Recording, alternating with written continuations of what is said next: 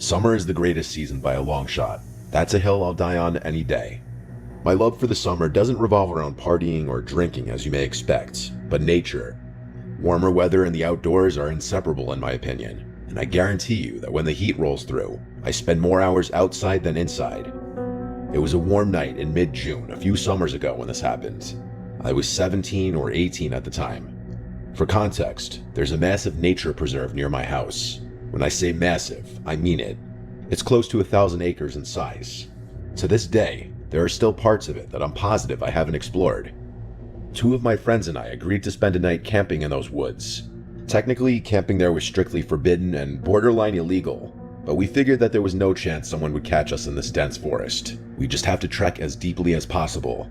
Chuck was the camping fanatic of the group. I'm telling you, this kid loved cosplaying as a Boy Scout and probably knew close to 100 different knots. Our other friend Jackson always supplied the drinks. If we were sober, he was unhappy. That's just how things went when Jackson was involved. I remember the feeling of the gentle summer breeze blowing through my hair as the three of us packed up Jackson's car. The weather was ideal, not too cold, not too hot. A few beers later, the three of us found ourselves lugging camping equipment through the woods at like 11:30. I can't lie, I was feeling the alcohol start to hit me as we marched along. Chuck always carried this industrial-grade flashlight with him, so the darkness of the forest wasn't much of an issue. As much as I enjoyed the outdoors though, traversing through thick woods at this hour was a bit creepy, even with Chuck's flashlight on hand. After close to half an hour of straight walking, the three of us found ourselves in a small, flat clearing that was an ideal spot to set up camp. We pitched our tent as per Chuck's instruction and set our chairs up. The fire was the next step. Chuck once again took the lead on this, and after a few more minutes, we had a pretty decent fire going. Jackson reached into his bag and tossed me another drink. He then grabbed his JBL speaker and started playing some music. The vibe was perfect, and we must have been talking and drinking for a good 2 hours. We were all pretty drunk at that point, and I could tell the other guys were just about ready to pack it up for the night. Jackson turned the music down and started collecting discarded beer cans. Just then, a deafening whistle pierced the silence. I nearly jumped out of my seat, going from drunken haze to high alert in a matter of seconds. I don't know how to describe it. The whistle was abnormally loud, but still sounded distant. Jackson quickly shut the speaker off, and the three of us sat in silence as we exchanged concerned looks. I could feel my heartbeat pounding through my chest. We sat there, frozen in place for what seemed like forever, listening intently to our surroundings. But there was nothing. It almost seemed quieter now than it had when we first got there, like eerily quiet. Not even the normal wood sounds you come to anticipate.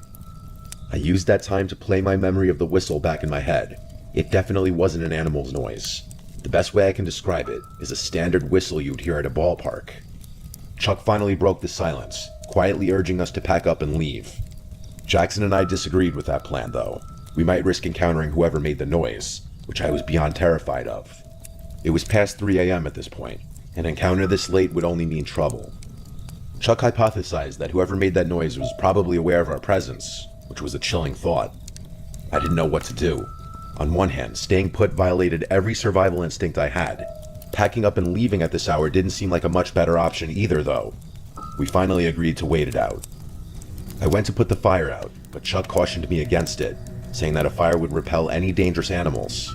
Only then did the true gravity of the situation smack me in the face. We were literally miles away from any civilization, it was 3 a.m., and there was an unknown entity somewhere in the darkness. Another 10 minutes or so passed, and we had resumed talking, but at a much lower volume with no music. I don't think any of us felt safe going to sleep just yet though. And then, out of the corner of my eye, I saw it. Something small flew over the darkness of Jackson's shoulder and landed directly in the fire. It was a firecracker. I screamed bloody murder as it started sparkling in the fire, and Chuck cursed as he sprung up out of his chair and bolted into the darkness. Jackson and I scrambled to follow, leaving all of our stuff behind. We caught up with Chuck, whose flashlight was beaming wildly through the woods as he frantically sprinted. We ran until we couldn't anymore, and Jackson keeled over and threw up. Chuck shut the light off and the three of us stood there, panting, trying to figure out if we were being followed. To my surprise, it didn't seem like anyone followed us. I don't think I've ever been so afraid though. Why in the world would someone have done that? We needed to figure out what to do. Jackson wanted to just find our way out of the woods and never come back, but Chuck was reluctant to leave all of his camping gear behind. Plus, he reminded us the fire was still active. I was dumbfounded. How could he be concerned with forest fires after what had just happened? Eventually, I agreed with Chuck that we should at least check on the site. After all, no one had actually chased us. So there was a slight possibility that whoever threw that firecracker was just playing a cruel prank. Chuck was a navigational expert and was actually able to retrace our footsteps. I could make out the glow of the fire as we quietly approached. Before I could get any closer, though, Jackson put a hand in front of me and pointed with a horrified look on his face. I strained my eyes to make out the sight in the distance. What I saw is probably the most terrifying thing I'd ever laid eyes on. There were 3 people sitting motionlessly in our chairs like statues. The one whose face I could see looked lifeless and his mouth was hung open. I was afraid to move. What were they even doing? I thought, realizing that they weren't even talking. This was not normal. The 3 of us watched for a little while longer before deciding to back off. We turned to leave, but Jackson's foot clipped a rock, causing him to curse in frustration. Within seconds, the glow from the fire abruptly went dark, as if it had been covered with a cloak. It was freakishly fast. We didn't stick around another second. We again sprinted away from the site, but this time we could hear footsteps crashing behind us. We didn't stop this time. We bolted out of the woods and ran all the way to Jackson's car. By some miracle, we weren't followed out of the woods. None of us spoke on the drive back. Each of us lost in our thoughts. The next day, Chuck insisted we return to the site in the daylight to collect his belongings. Jackson wanted nothing to do with that, but I agreed to accompany Chuck. After some searching, we eventually found the site, which looked mostly untouched. That is, until we got a little closer and noticed the putrid smell coming from Chuck's tent. He unzipped it, and we found a dead, rotting rat. It was sickening. I took the hint, and haven't been back to that preserve since.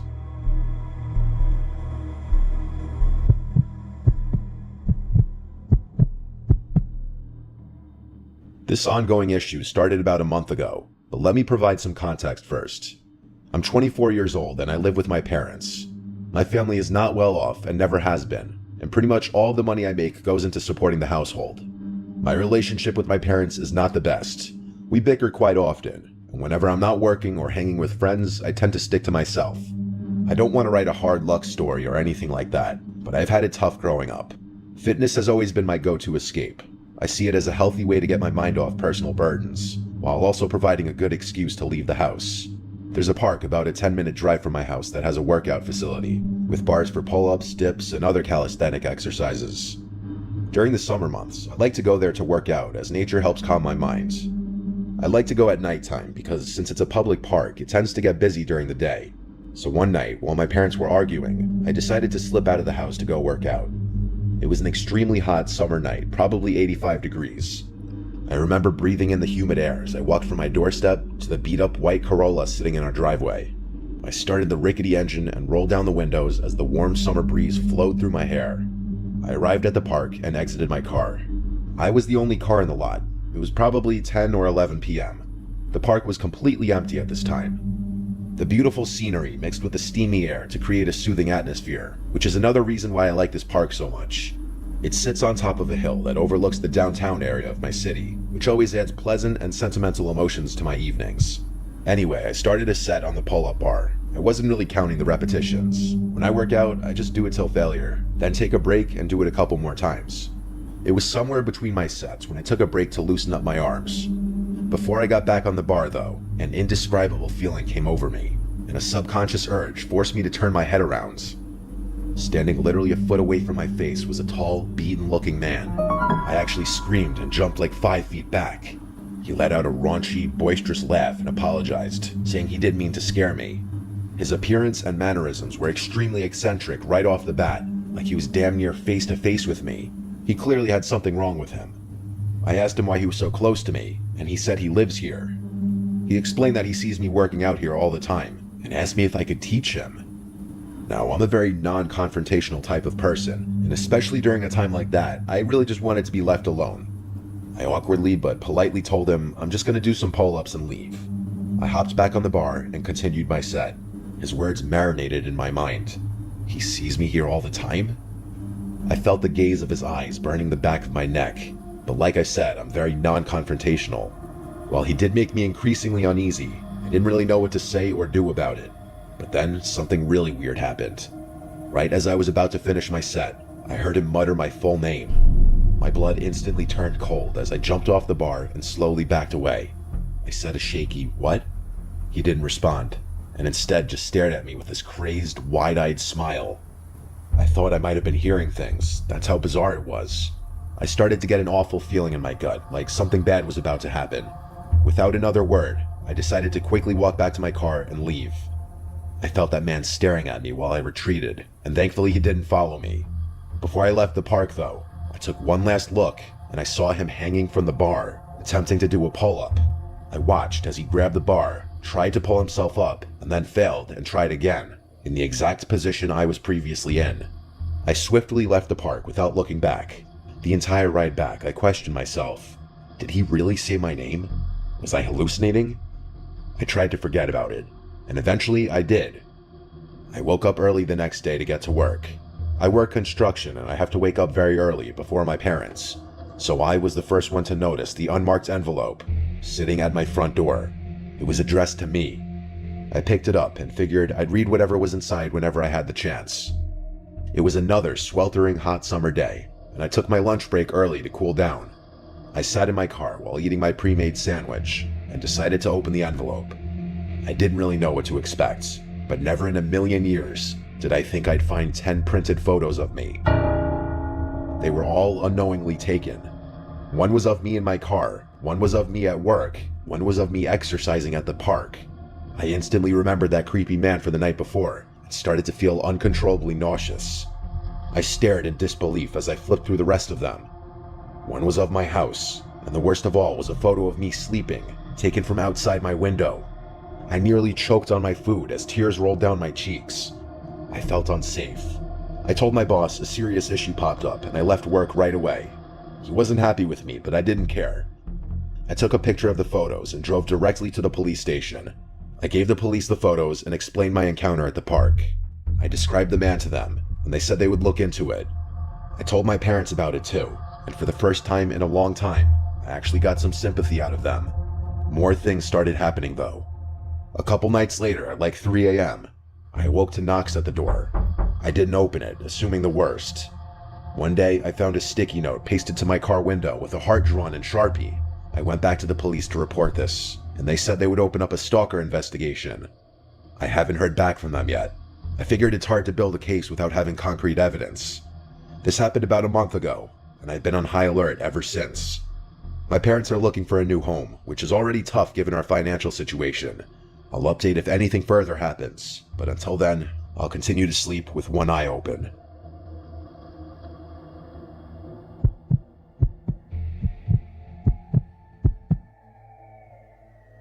This happened to me last summer when I was 22. I wasn't a very outgoing kid at the time. If I ever did anything social, it was because my degenerate friends had somehow dragged me out of the house. This was one of those times. Well, it was supposed to be. My friend Philip invited me to a house party at like 8 p.m. It was pretty spontaneous, but I had nothing going on, so I reluctantly agreed to go with him. I knew he was going to give me crap if I refused. I can't even lie though, the idea of a party, even with strangers, sounded more appealing than being alone. Philip was a few towns over from me, so it made more sense for us to drive separately instead of going together. He gave me the Addy and I was on my way. The literal second I pulled onto the street, Philip bailed at the last minute. Rightfully so, I was super frustrated. How could he bail on me like this? There I was, feeling like a complete idiot outside a stranger's house. Annoyed but determined not to waste the night, I decided to go in. Drove all the way here, I thought. Might as well go inside. I walked up the front steps and knocked on the door. The host, Randy, greeted me warmly. He was instantly likable, charismatic, and friendly without being a douchebag. He introduced me around, and things were actually less awkward than I had anticipated. People were really friendly to me despite not knowing who I was. There were even a few girls I had my eyes on. I decided to enjoy the party and hit the booze. Hard. It was getting pretty late, but the party was still raging. Admittedly, I might have overdone it with the drinking. At one point, I was so nauseous and dizzy that I needed a break. It must have been close to 2 a.m. at that point. I went upstairs to look for a bathroom, but they were all occupied. The house was deceptively big. Granted, it was probably the alcohol, but I was literally getting lost stumbling through the maze of hallways up there. After making it to the top floor, I found a door leading to what seemed like an attic or storage room. Desperate for privacy, I figured it was as good a place as any to pull myself together. I groped around blindly for the light switch, but there was none. This was definitely an attic or something, as there was also dust everywhere. There was a window in the far corner which I opened, allowing the cool night breeze to wash over me. There was a solid minute there where I was seriously considering throwing up onto the roof. The breeze somewhat cured my nausea though, so I just kept my head hung out of the window. It was dark outside, and the quiet was a refreshing contrast to the boisterous chaos downstairs. Sometimes all you need to restore your state of mind is a gentle breeze and some peace and quiet. Just as I was about to close the window and head back, I heard a faint noise. Footsteps on the roof shingles. That didn't make any sense though. Was I going crazy? Curious, I climbed out onto the roof. In all honesty, there was probably a 0% chance I would have done that if I had been sober. I slowly stood up and looked around. In the moonlight, I saw something terrifying. There were two masked figures with bags emerging from another window. It dawned on me. Randy's house was being robbed. I started panicking. Should I shout, confront them? Then a more pressing question hit me. What if they were armed? In my clumsy state of disbelief, I slipped and scuffed one of the shingles pretty loudly. One of the burglars heard it and jolted his head in my direction. Our eyes briefly met, and I froze. He nudged his partner, and the two of them quickly started making their way across the roof. Adrenaline surged through me. I couldn't let them get away. Randy had been so welcoming, and I felt a surge of loyalty. I decided to act. I quietly followed the burglars across the roof, keeping a safe distance. They headed towards a sloping part of the roof for an easier escape. As they climbed down, I pulled out my phone to dial 911, but fumbled in my drunken state, dropping it. The phone clattered loudly, and the burglars turned sharply. "Who's there?" one of them hissed. Heart pounding, I ducked and scanned my surroundings, spotting a loose roof shingle. Without thinking, I grabbed it and hurled it towards them. It missed, but the noise startled them, causing one to lose his footing. He tumbled down the roof, crashing into the gutter before falling to the ground. The other burglar, now panicked, leaped to a neighboring tree and scrambled down. I rushed to the edge of the roof and saw the fallen burglar, groaning on the ground. I needed to alert everyone. As I turned to head back, I heard sirens. Someone else must have called the cops. I stumbled back into the attic room and made my way downstairs, trying to appear calm. The party was still in full swing, oblivious to the drama outside. I found Randy laughing and chatting with guests. "Randy, you need to call the police. There's been a robbery. I saw the burglars on the roof," I said. Randy's face turned from amusement to shock. "Are you serious?" he said. As he hurried to make the call, I explained what happened.